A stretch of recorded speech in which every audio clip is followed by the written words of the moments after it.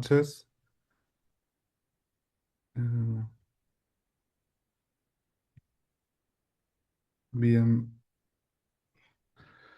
voy a estar hablándoles un pantallazo general de las distintas infecciones de transmisión sexual.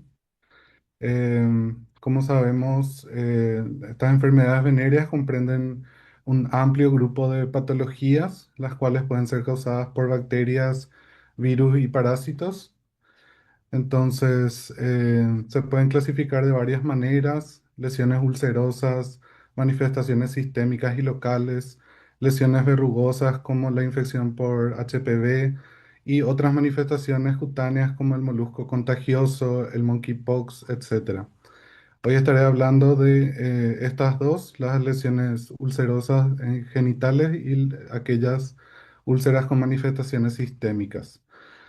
Bueno, las lesiones ulcerosas, una de las más frecuentes es el sífilis primario o chancro duro. Es producido por la bacteria Treponema pallidum. Tiene un periodo de incubación de 3 a 90 días y el chancro puede durar hasta 3 semanas. Esto ocurre cuando la bacteria ingresa a la piel por medio de microabrasiones causadas durante el acto sexual y ahí crea una infección latente que se manifiesta con el chancro duro, el cual consiste en una úlcera única, normalmente ubicada en zonas de más fricción durante el acto sexual. Esta suele ser de bordes regulares, sobrelevados, con un centro normalmente sin exudado y es no dolorosa, lo cual a veces hace que se pase de largo su diagnóstico. El cual, como tal, la úlcera por treponema suele ser, el diagnóstico suele ser clínico. Pruebas no treponémicas, BDRL, RPR, en estas etapas pueden ser negativas, por lo que se debe confirmar con pruebas treponémicas. El algoritmo más comúnmente utilizado consiste en realizar un test no treponémico, que si da reactivo se debe confirmar con un test treponémico, FTABS o ensayo de inmunoanálisis, el cual si da reactivo se confirma la infección y se inicia tratamiento. En caso de dar no reactivo, pero la persona tuvo una historia reciente de exposición a sífilis, en las últimas 6 a 8 semanas se debe repetir a las 2 a 4 semanas de vuelta a la serología. El tratamiento consiste en una sola dosis de penicilina benzatínica y el seguimiento posterior al tratamiento. Cosa muy común de úlceras genitales es el herpes, principalmente causado por el virus herpes simple, el cual es asociado a úlceras genitales, aunque hoy en día el tipo 1 también se observa. Y este consiste en en la aparición de ampollas umbilicadas que posteriormente se ulceran y forman costras. Tiene un periodo de incubación de 4 días desde la exposición. Esto puede variar de 2 a 12 días. Y la prima infección puede presentarse con afectación sistémica, con fiebre, adenomegalia, entre otros. Son úlceras múltiples, es muy doloroso, tiene una base eritematosa y tiende a la sobreinfección también.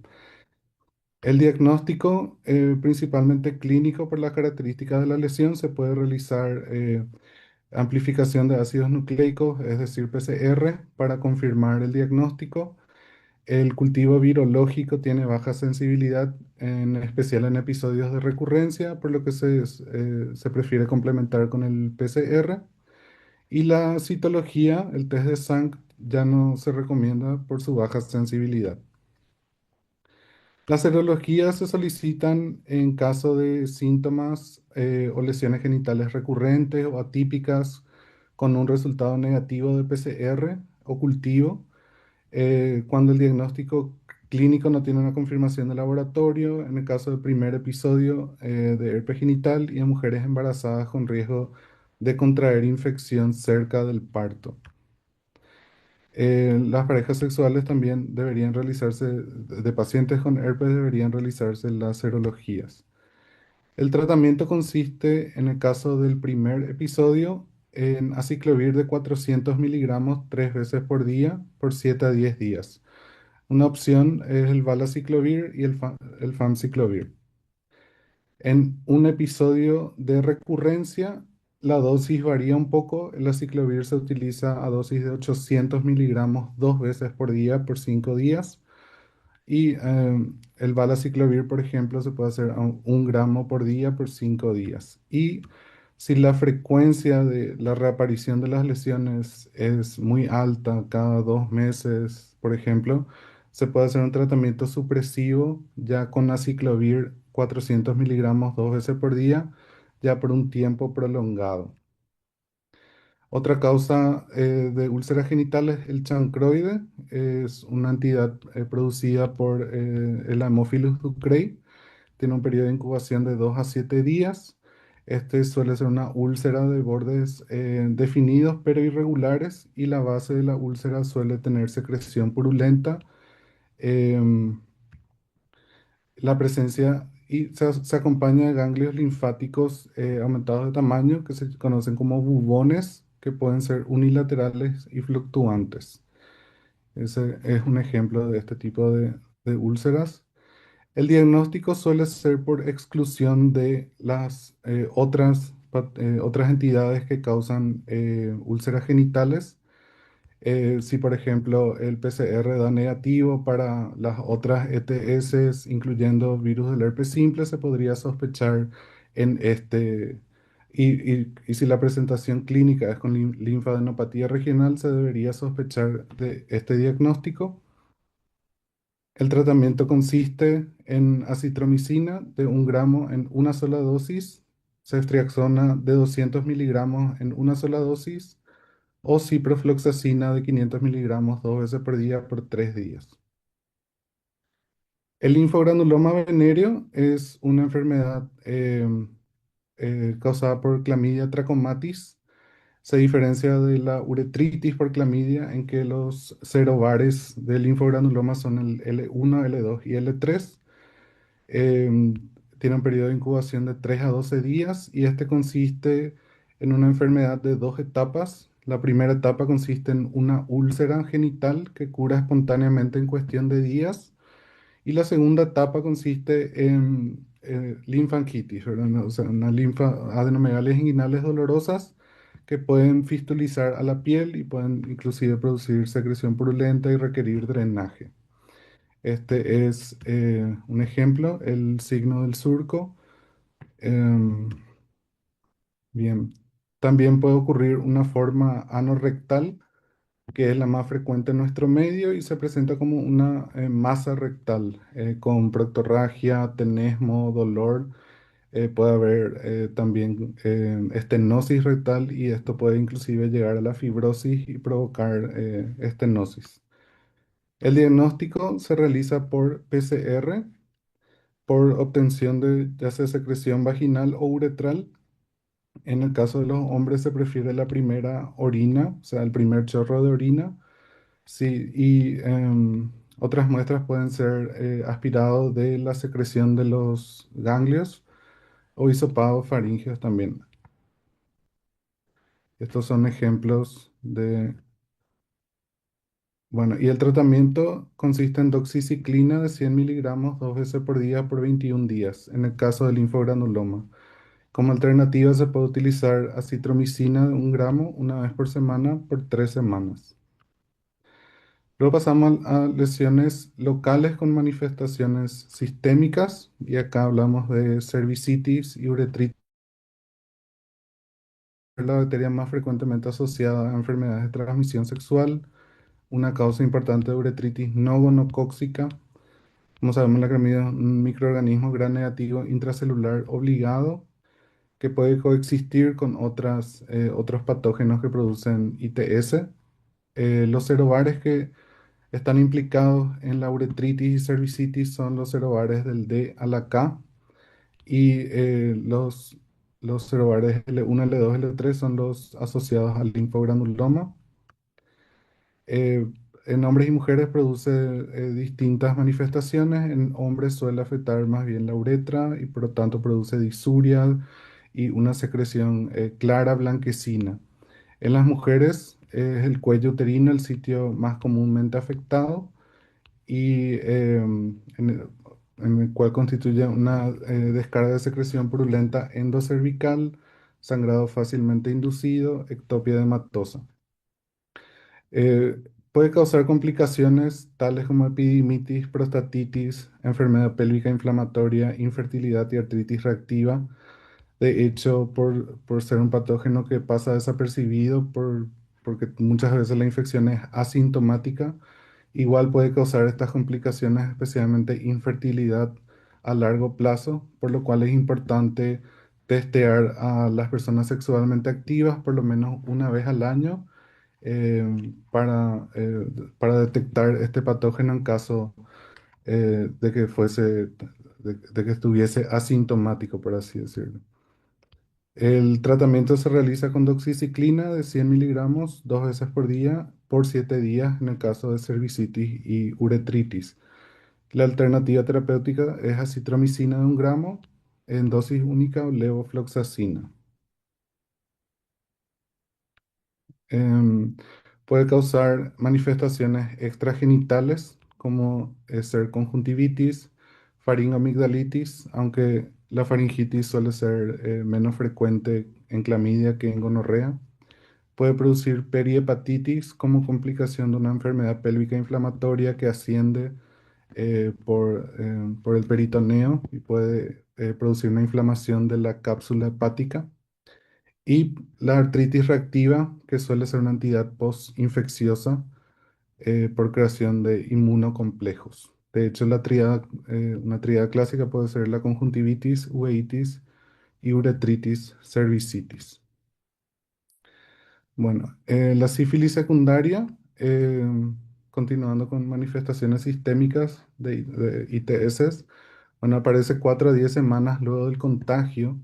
El 25% de los pacientes que tuvieron un chancro suelen desarrollar sífilis secundaria porque durante la infección primaria ocurre una diseminación a nivel de los linfáticos y de ahí a nivel sistémico.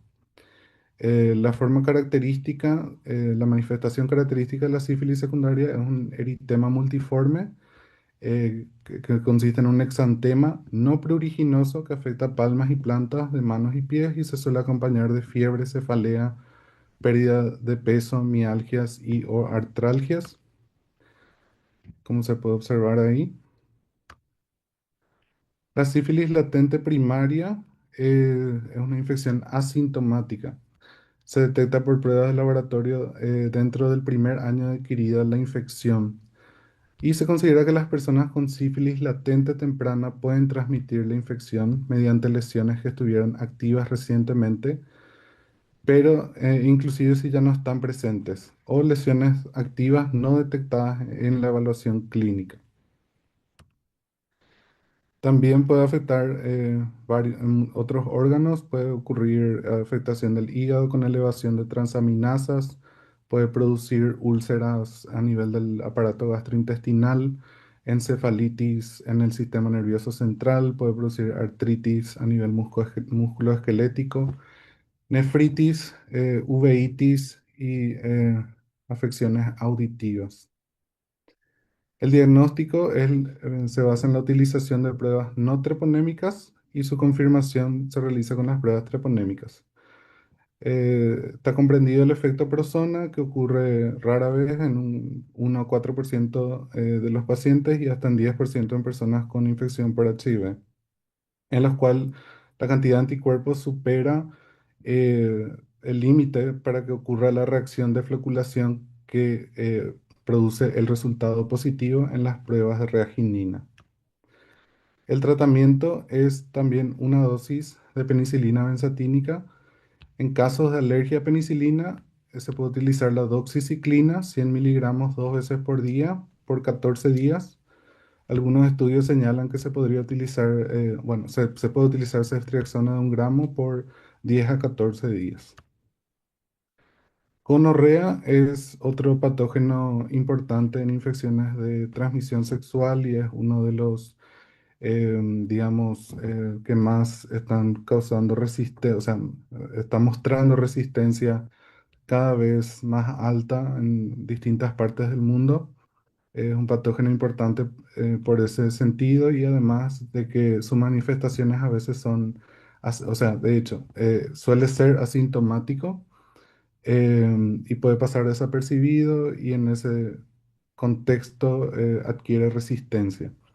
Es un coco gran negativo, suele manifestarse como infección no complicada y complicada. Las no complicadas son la uretritis, cervicitis, síntomas anorrectales, conjuntivitis purulenta, faringitis. Las complicadas se consideran alarquitis, epididimitis, la enfermedad pélvica inflamatoria y la infección gonocócica diseminada en caso de artritis y endocarditis.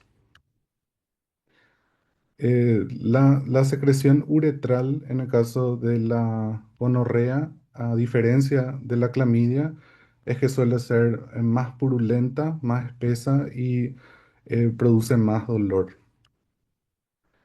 Y un ejemplo de cervicitis. El diagnóstico puede ser realizado por medio de microscopía directa de la secreción uretral. Esto tiene mayor sensibilidad en las muestras tomadas en hombres y ahí se pueden observar los leucocitos polimorfos nucleares con cocos gram negativos en su interior, lo cual puede servir como diagnóstico. Se puede hacer cultivo de las secreciones uretrales, vaginales y faríngeas y esto se pregona más justamente para determinar la resistencia de los antibióticos, especialmente cuando es una infección faríngea, por ejemplo, se insiste con que se realice cultivo para poder determinar la resistencia. También se utiliza amplificación de ácidos nucleicos, que suele ser lo que más utilizamos en nuestro medio.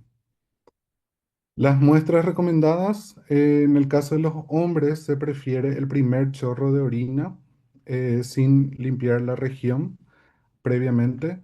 Y en el caso de las mujeres, se prefiere el hisopado vaginal. De hecho, en otros países, las mujeres pueden retirar el hisopo y realizarlo en sus propios hogares y tiene una alta sensibilidad. Em, y esto, bueno, se realiza PCR o cultivo. También el hisopado endocervical, en el caso de que la paciente ya se esté realizando una especuloscopía, em, aunque con el hisopado vaginal es suficiente. El tratamiento es con ceftriaxona,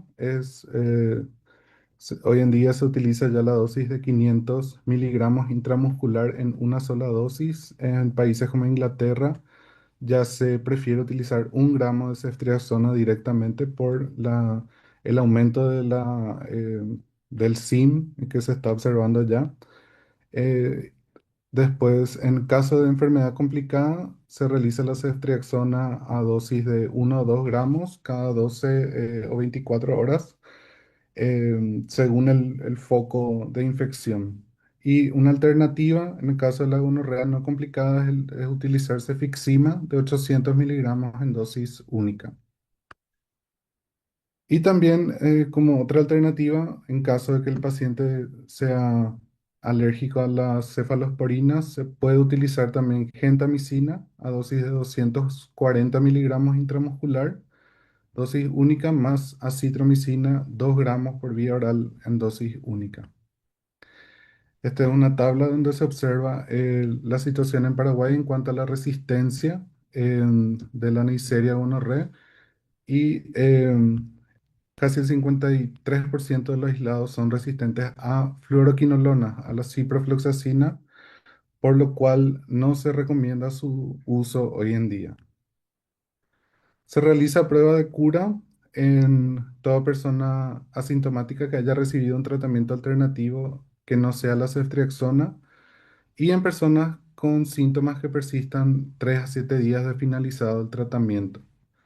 También en la gonorrea faríngea se pregona la realización de la prueba de cura porque es en la faringe donde la Neisseria adquiere resistencia, la Neisseria gonorrea adquiere resistencia al manifestarse de forma asintomática y estar en contacto con otras Neisserias comensales que puedan transmitir la información por plásmido de la resistencia que se está observando hoy en día. La prueba de cura se realiza con amplificación de ácidos nucleicos, es decir, PCR, a partir de los 14 días de finalizado el tratamiento o por cultivo a los 3 o 7 días de finalizado el tratamiento. Otras causas de uretritis y cervicitis que hoy en día se están viendo con mayor frecuencia es el Mycoplasma genitalum. Esta es una bacteria que carece de pared, es de crecimiento lento, em, y la infección genital suele ser asintomática en la mayoría de los casos. Puede causar uretritis, balanitis y balanopostitis. Y en mujeres cervicitis, también EPI, en dispareunia. Las complicaciones, orquiepididimitis y artritis reactiva. El diagnóstico se hace por PCR. Los antibióticos sensibles serían fluoroquinolonas y tetraciclinas y macrólidos. Entonces, lo ideal sería doxiciclina de 100 miligramos cada 12 horas por 7 días y luego se realiza acitromicina por 3 días más de 1 gramo. Si hay resistencia a macrólido, se realiza doxiciclina de 100 miligramos cada 12 horas y luego moxifloxacina de 400 miligramos por 7 días. El ureaplasma urealyticum se detecta cada vez más en los estudios de PCR múltiple. Sin embargo, puede ser un colonizante en la uretra distal en hasta 30-40% de los casos, por lo que su rol patogénico es controversial. Su detección, incluso usando prueba de amplificación de ácidos nucleicos, no puede distinguir entre colonización e infección. Y una mayor carga de microorganismos podría asociarse a enfermedad. Eso sería todo. Muchas gracias.